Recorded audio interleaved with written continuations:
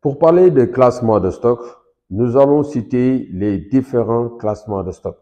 On peut classer le stock par la méthode 20-80, par la méthode ABC et enfin par la méthode XYZ. Mais les objectifs ne sont pas les mêmes. Quand on classe le stock par la méthode 20-80, c'est d'identifier les 20% de quantité ou d'articles qui représentent 80% de la consommation ou des ventes et 80% des articles qui représentent 20% des ventes ou bien de la consommation.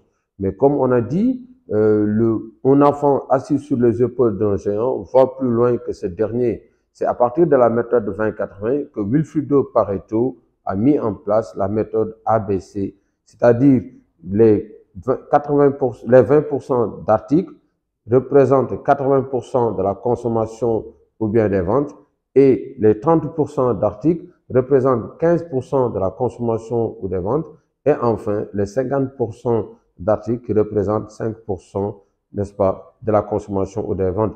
Maintenant, la méthode ABC, les A, ce sont les produits les plus vendus ou les plus consommés. Les B, ce sont les produits moyennement consommés ou moyennement vendus. Et enfin, les C, ce sont les items qui sont faiblement vendus ou faiblement consommés.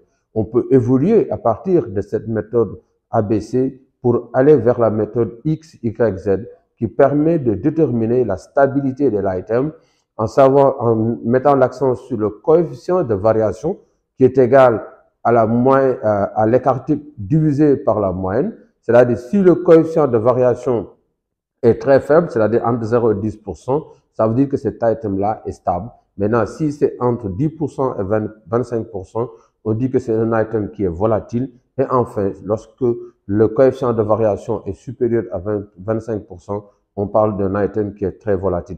Donc, un item peut être de la catégorie A, c'est-à-dire très consommé, très vendu, mais aussi ça peut être de la catégorie X, c'est-à-dire la consommation est stable pendant toute la période déterminée. Merci.